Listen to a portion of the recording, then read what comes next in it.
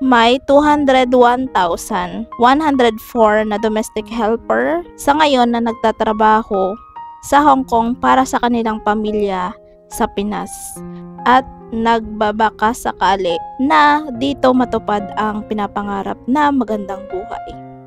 Ako si Jayan at ito ang aking journey bilang isang domestic helper dito sa Hong Kong. Hindi madali magtrabaho sa ibang bansa, lalo na hindi mo alam kung anong pwedeng mangyari sa'yo.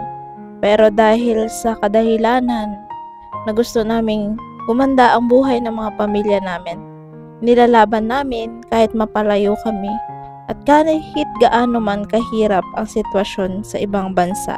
Sana ito yung bagay na maunawaan ng mga tao o mga pamilya namin sa Pilipinas na hindi biro yung hinaharap naming trabaho dito sa ibang bansa. Kinakaya namin ang lahat alang-alang sa aming mga pamilya.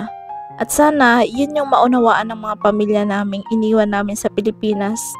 Huwag kayong magkimkim ng galit dahil kami man hindi namin ginustong mapalayo sa inyo. Ang gusto lang namin sa ngayon is para mapabuti at gumanda yung buhay nyo.